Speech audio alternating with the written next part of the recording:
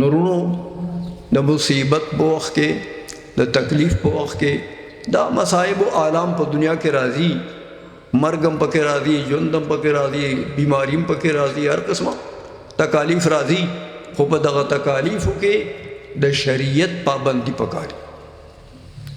شریعت چې مونږ ته کوم دین را کړی، کوم زمونږ دین دی، کوم زمونږ د پاره حضور علیه السلام احکام وضع کړي دي او راته ښودلي دي، هغې باندې عمل پکاري. نو بیا الله جل مجدود هغه مصیبت په وجه چې کومه خلا راغلي، هغه خلا الله جل مجدود په ښه طریقه باندې پوره کوي. او یو خبره ته د حدیث کوم خبرې بس کوم. حضرت ام سلمہ رضی اللہ تعالی عنہ د حضور نبی کریم صلی اللہ علیہ وسلم بی بی دا حضور علیہ السلام کنډه اغوستې وه. حضرت ابو سلمہ د دې شوهرو خاوندو مخکنی هغه وفات شو او ډیر د لوی مرتبه خاوندو.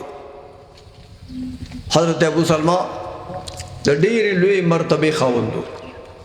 علماء لیکي چې د بال بچا سره هجرت مدینه منوره ته حضرت ابو سلمہ کړو، دا داغه انفرادیت و. هغه وفات شو په مدینه منوره کې. خو حضرت ام سلمہ رضی الله تعالی عنها چونکه داغه زمانه زنانم داسې وی چې د علم شوقین وي، علم دین به زده کو، نو حضرت ام سلمہ دا حدیث اوریدل او د حضور علیہ السلام چې چا د مصیبت په وخت کې دا کلمات وي چې انا لله و انا الیه راجعون، دا کلمات وي. نو ام سلمہ رضی اللہ تعالی عنہ فرمائی کہ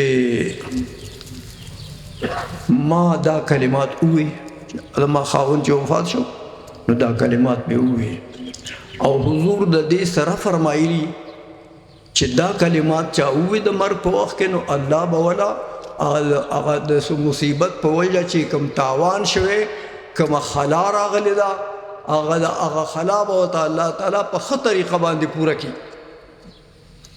دا حدیث ام سلمہ رضی اللہ عنہ اوریدلی نو فرمایي چې ما دا کلمات وویل، خو سوچ کې پرېوتم چې حضرت ابو سلمہ خو د ډېر لوی مرتبې سړی و، زما خو خاون مړ دی که نه، نقصان مې د خاون شوی دی، نو ما له به خدای پاک د ابو سلمہ نه ښه خاون څوک راکړي؟ د حضرت ابو سلمہ نه ښه سړی به کوم دی؟ داسې یو سوچ کې پرېوتم.